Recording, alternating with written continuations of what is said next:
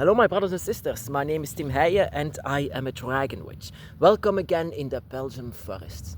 I'm not that kind of witch that puts its nose all the time inside of books to know whatever I have to do. No, I go to the forest and then I will just feel what I need to do. I'm the kind of witch that just feels out whatever I shall do that day. That is the way how I did it. That was my recommendation from my mentor witch. In 2006 I saw her for the first time. She was the one that felt the dragon with me, and I was very surprised because I told no one about this. But she told me the best way actually to know your dragon self or your dragons by your side is to go to nature, wherever you are left alone. And that is also what I did, but also later on.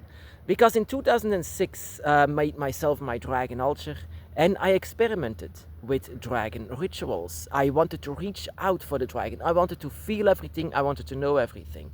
So in a way, I opened a lot of gates that I actually shouldn't open. And that is what I made mistakes in. My entire house was so darn haunted. But haunted, I felt darkness everywhere that I could not banish it. So I decided to move away from that house and to sell it. And I moved away to the south of Belgium, to the recommendations of my dragon witch, my dragon mentor, my witch mentor, you can say, because she was not a dragon witch, but she was home in many places, and she felt the dragon, she even saw the dragon, she described the dragon. Oh, she was the reason why I really delved into draconic Wicca, and also to know much more about the dragons around me.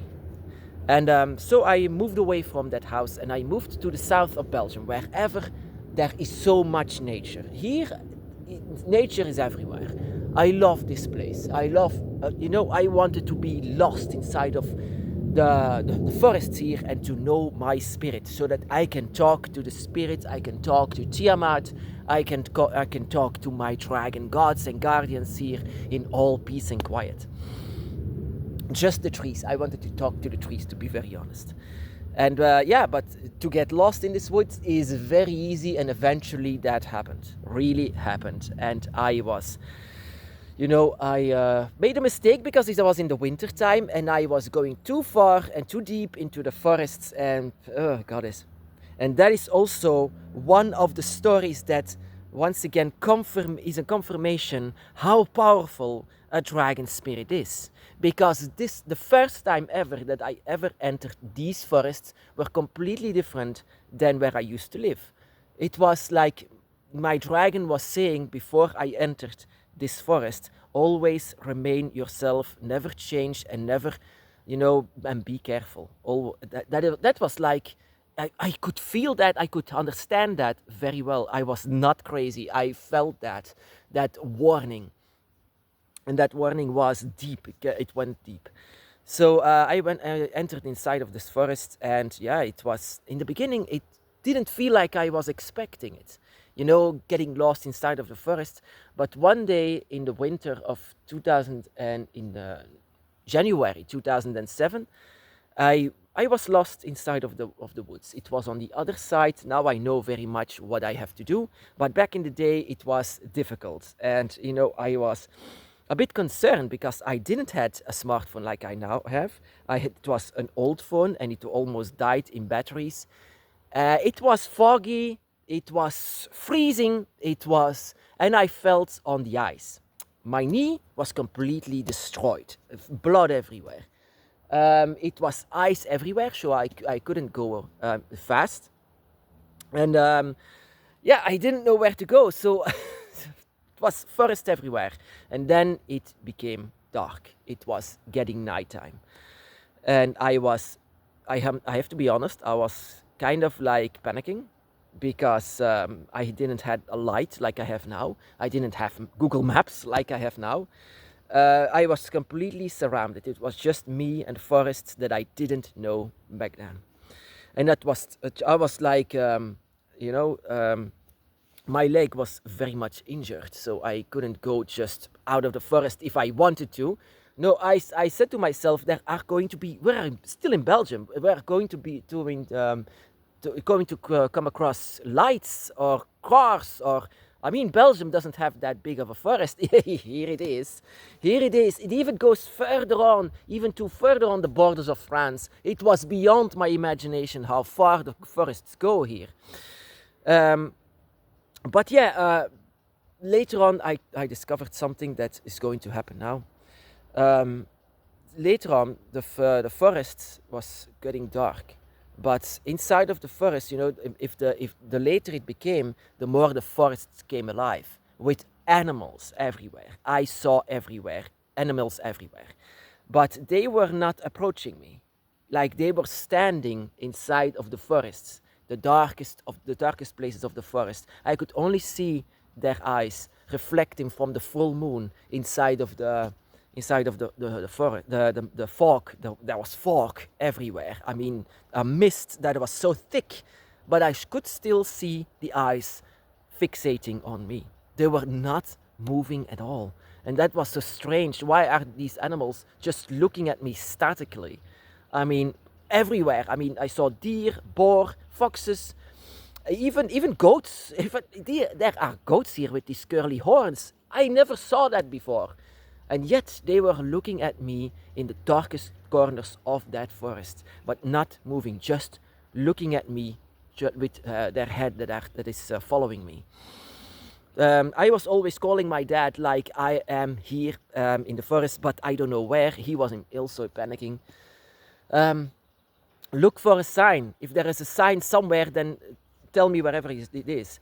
There was a sign eventually that he said 2 hours until Sunny if you really follow that path. But it was dark, I couldn't see anything, so if I have to follow it for 2 hours in that direction while my leg was injured, that is going to be impossible.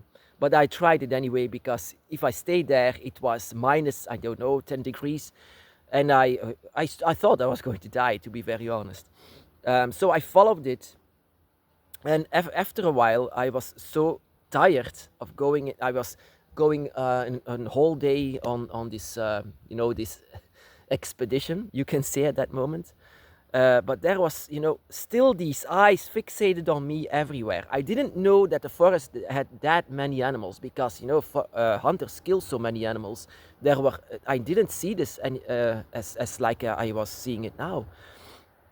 It was so darn scary. But not the animals, but scary for the fact that I was not going to make it. And but there was, at that moment, I was looking at these animals, but one of them, all these eyes reflect white, but there was one of these animals and these eyes reflect red, and it was not on the same height as the others. It was far bigger. And I was intrigued by that. I was like, hypnotized by that red light inside of the eyes. But the further that I go, it was the only animal that really approached me. And I thought at first it was a deer. But the closer it got, the more I came to realize that these horns were much more bigger than that of a deer. And that the closer that I was, I swear it was just for a brief second that I saw it. But if you know the story of the Wendigo, that was something that I saw, but on all four legs, with very thin legs, very thin, but more like a Wendigo-like creature. And that was, at that second, I blacked out. I didn't know what happened next. After so many years, I don't know what happened next, because the next thing that I could remember is that I saw the lights of Sunny, the town that I was trying to follow. I saw the town of Sunny. I saw the lights. I saw the sign. I said, I made it. And I look inside of the darkest of the forest, the darkest entrance of the forest, and I didn't remember it. Normally, you have to go very, very steep, deep down, going down, and then you have to climb up a hill, a very high hill. I don't remember any of that. And then I called my dad. He was there it's very far away. I said, I'm in Sunny. You are in Sunny? Yes, I'm going. Yeah. He was already on the parking lot of the church before I made it over there, because I was very slow, I was very injured, and I was having a blackout. There was a place inside of my head that was just erased. And after a while, I could remember at a brief second what I saw before I blacked out. And at the way home, I never saw that before, and that was just intense. And if my dad was not there, I could not. No one would believe me. My dad really said that all these animals on the side of the road were looking at us statically, just looking at us how our car passes by. And it was like all of them that I saw before in that forest. It was amazing. I never saw something, and I will never see something like that ever again. Later on, when I was home, the fog was gone. It was completely gone. It was a fog without a wind. There was no wind whatsoever. But once I was home, there was no wind, but the fog was gone. And my dad said that is extraordinary. That is something strange. He didn't say it in the beginning because he's very much a skeptic, an atheist. Doesn't believe in paranormal activity. But later on, he has to say that was very strange. All of these animals looking at us, animals that he never saw even before, and then the fog that was just gone like that, without any breeze of wind. My brothers and sisters, after that day, I was feeling so well inside of these forests. It was like these forests bid me welcome. It was like that night I was scanned by some kind of a guardian of this forest.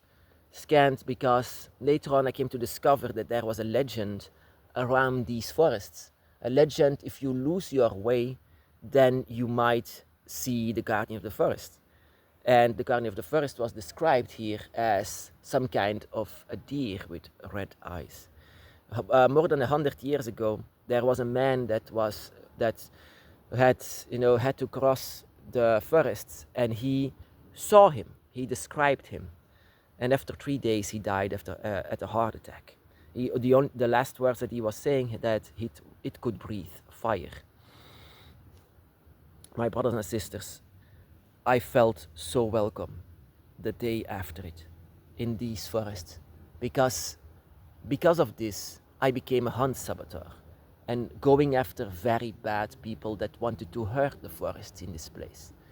It was like the forest scanned me and saw that my connection with the dragon was very high, very deep, very connected. And I could feel the draconic energy inside of myself bloom the day after that I was lost in these woods. Of course, this is a story that I tell many times because it's very important in my life, this story. People don't understand how much I changed after this event. I changed. I never was the same again.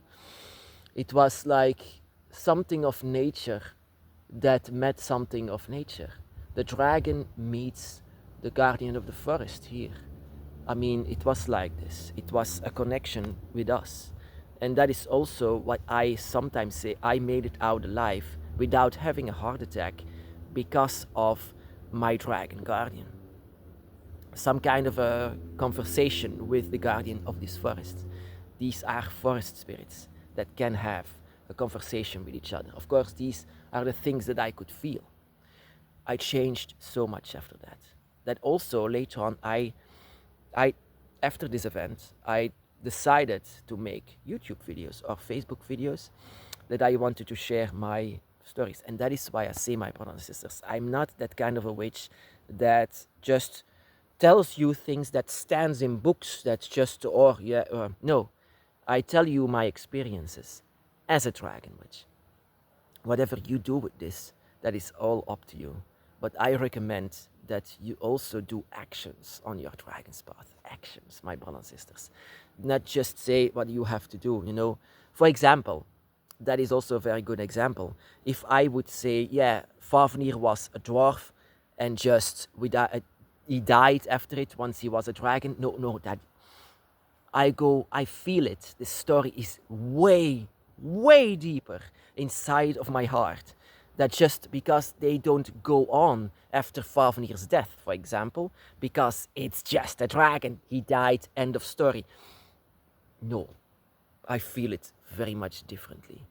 That every single dragon or dragon god has a connection with your soul, the dragon soul that you have. You have Fafnir, Leviathan, Tiamat, Quetzalcoatl, you have all of them inside of your heart.